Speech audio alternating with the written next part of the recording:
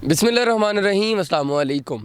मैं अब्दुल्ला समीन। इंस्टाग्राम पर मैंने एक स्टोरी लगाई थी कि कौन से इश्यूज़ हैं जो रेगुलर लाइफ में पाकिस्तान की यूथ को फेस करने पड़ते हैं। मुझे बहुत सारे इंटरेस्टिंग जवाब उसके ऊपर आए, कुछ सजेशंस थी और कुछ सवालात भी थे। तो हम पहले सवालात से स्टार्ट करेंगे और फिर सजेशंस की जाने बढ़ेंगे। सबसे अहम सवाल जो मुझे आया वो ये था कि जॉब वर्सेस बिज़नेस, अगर हम इसको करियर प्रॉब्लम कहें तो ये उसी में बात आ जाएगी। जॉब वर्सेस बिज़नेस हर बंदे ने ऑलमोस्ट पूछा, क्योंकि सभी क्यूरियस हैं कि वो अपनी लाइफ को आने वाले फ्यूचर में कहाँ पर सर्व करने वाले हैं, वेदर जॉब सक्सेसफुल जाएगी या बिज़नेस सक्सेसफुल होगा।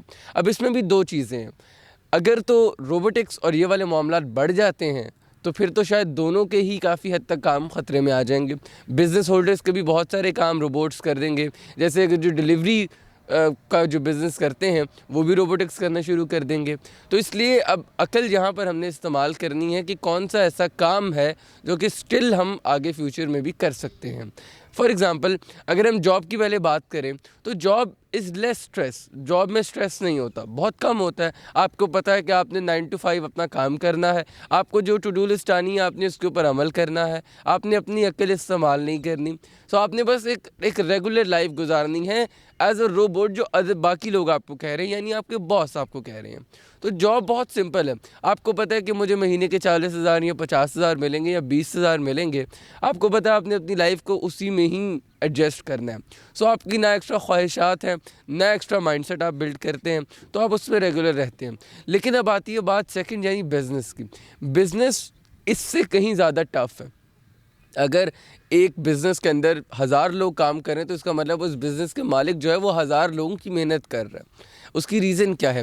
फ़िज़िकल स्ट्रेस या फ़िज़िकल मेहनत जो होती है वो रात को आप अगर पूरी नींद लें तो वो ख़त्म हो जाती है, लेकिन जो मेंटल स्ट्रेस आपको बिज़नेस की तरफ से मिलती है वो थोड़ी सी टफ़ होती है। लेकिन बात यहीं पर आकर डिफरेंस क्रिएट करती है कि अगर तो आप रेगुलर दुनिया की तरह जॉब ही करेंगे तो फिर शायद आप उतना बड़ा लेवल हासिल ना कर सकें। हाँ, एवरेज अच्छी लाइफ गुजार लेंगे। लेकिन अगर आप नाम बनाना चाहते हैं, अगर आप कैरिस्मा बनाना चाहते हैं, अगर आप परिज़ात को देख देख कर खुश भी हो रहे हैं, तो फिर आपको चाहिए कि आप बिज़नेस की तरफ बढ़ें। उसमें स्ट्रेस ज़्यादा है, मेहनत ज़्यादा है, एफिशिएंसी ज़्यादा है, दिमाग के प्रॉब्लम सॉल्विंग की जो सलाहियत है वो बढ़ानी पड़ेगी। आपको अपने कुर्बानियाँ देनी पड़ेंगी, अपने फैमिली इवेंट्स छोड़ने पड़ेंगे। बट हाँ, इसका रेवेन्यू भी अच्छा है। मुझे एक बहुत अजीज़ ने एक मर्तबा कहा था कि अगर तुम्हारी जेब में 200 रुपये नहीं है कोई मसला नहीं, लेकिन अगर उन 200 को कमाने के लिए तुम कुछ नहीं कर रहे तब मसला है। तो ये एक तो बहुत बड़ी लर्निंग है। और दूसरी लर्निंग आपके लिए बिज़नेस से रेलेवेंट ये है, मेहनत कितनी है वो भूल जाओ, कमाई कितनी है इस पे ध्यान दो। कि अगर मेहनत आपको 20 घंटे भी करनी पड़ी और कमाई अच्छी आप कर रहे हैं तो फिर मेरे ख्याल में कमाई पर ज़्यादा ध्यान देना चाहिए। Now coming up to the next thing, इसी के अंदर बिज़नेस करें कैसे। ये वाली बातें तो हर बंदा बता रहा है बहुत हद तक, लेकिन बिज़नेस करना कैसे है? मेरे नज़दीक बिज़नेस करना वो है जो किसी का मसला हल करे। मैं एग्जांपल हमेशा देता हूँ, आज फिर शेयर कर रहा हूँ। ऊबर का आइडिया जो है, पहले भी गाड़ियाँ मौजूद थी, पहले भी कस्टमर मौजूद था उन्होंने सिर्फ ब्रिज कर दिया कस्टमर और गाड़ियों के ओनर्स के दरमियान। अब ऊबर चल रहा है, वो अपना शेयर रख रहे हैं। Now this is the thing, life के अंदर, ज़िंदगी के अंदर आपको सिर्फ ब्रिज करना है, आपको लोगों के इश्यूज़ को सॉल्व करना है। वही इश्यूज़, पहले पढ़ाई का मसला था, स्कूल्स बनना शुरू हो गए, पढ़ाई का मसला ख़त्म हो गया। अब स्कूल्स इतने ज़्यादा ही बन गए हैं कि बच्चे कम हैं, स्कूल ज़्यादा। ठीक है, मतलब ज़रूरत इतनी नहीं है जितने स्कूल्स बन चुके हैं, प्रोवाइड ज़्यादा हो गए हैं। ठीक है, या हॉस्पिटल्स का सेहत का इशू था, तो अब आप देखिए hospital is a good business technically. अगर तो आप खिदमत करना चाहते हैं वो भी आप इसमें कर सकते हैं, और अर्न करना चाहते हैं वो भी आप कर सकते हैं। अब वो दोनों चीज़ों को आप बैलेंस कर सकते हैं। ठीक है, हम बिज़नेस से ऊपर बात करें तो हम इस चीज़ पे नहीं जाएंगे। ठीक है, फर्दर मोर आप देखें, अब आपने अगर ये देखना है कि ज़ीरो इन्वेस्टमेंट बिज़नेस कौन सा है, तो मेरे ख्याल में वो छोटे लेवल से स्टार्ट होगा, एकदम बड़े लेवल पर नहीं आ सकता। छोटे लेवल से एक अच्छी एग्जांपल ये भी है कि आप देख सकते हैं गलियों में गंद पड़ा होता है, अगर आप उसको साफ़ करने के गली वालों से पैसे ले लें और आप उसको साफ़ कर दें, तो ये एक छोटा सा काम है। हाँ, अब हमारी इसमें हर्ट हो जाती है ईगो, लेकिन मैं सिर्फ एग्जांपल दे रहा हूँ।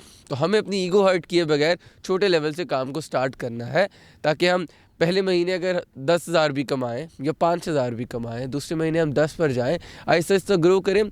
तो वो जैसे कहावत है ना कि शेर के मुंह को खून लग जाना, अब उसको आदत पड़ गई अपने अर्न करने की बंदे को, तो वो मेहनत करेगा ही करेगा।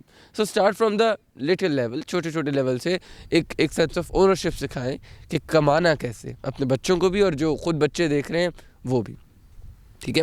नाउ द सेकंड थिंग, जो दूसरा बड़ा इशू मेरे सामने आया वो था रिलेशनशिप मैनेजमेंट। और मुझे कुछ लोगों ने कहा कि गर्लफ्रेंड और बॉयफ्रेंड वाले इशू पर बात करें, कुछ ने कहा कि फैमिली लाइफ पर बात करें। सो हम दोनों को थोड़ा थोड़ा डिस्कस करेंगे। पहले फैमिली लाइफ पर देखिए, फैमिली लाइफ का तो बहुत सिंपल सा असूल है मेरे नज़दीक।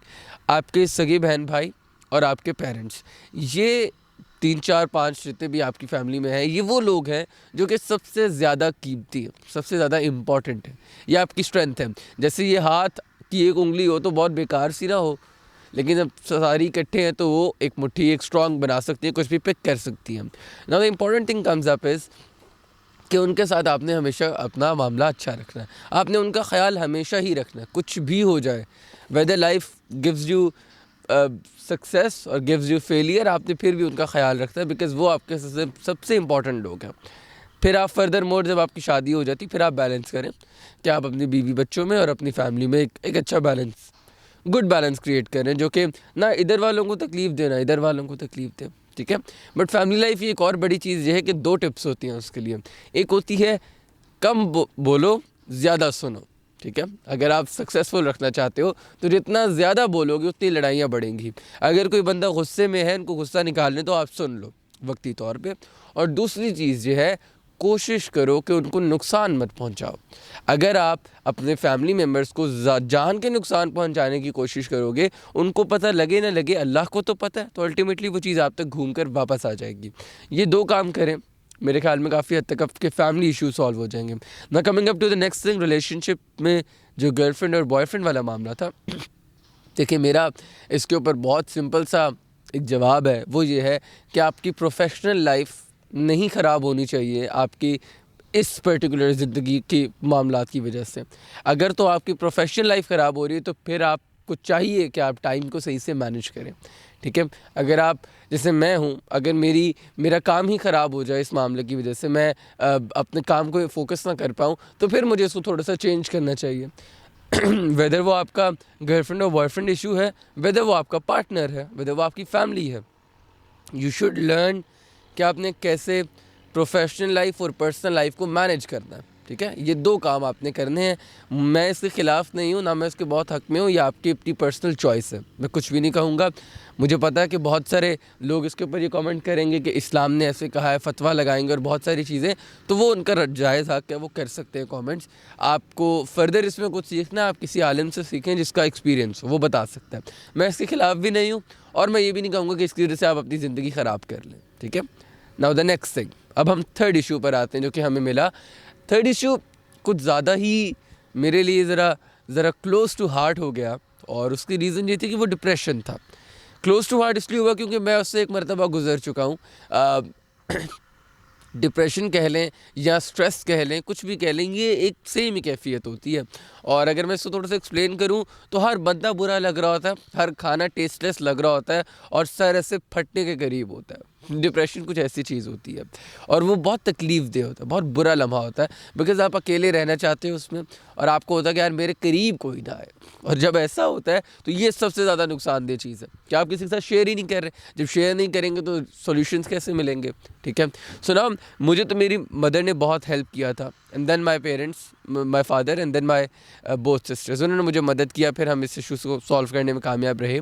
आपके लिए मेरा इतना सा मशवरा है कि इसकी जड़ को देखें।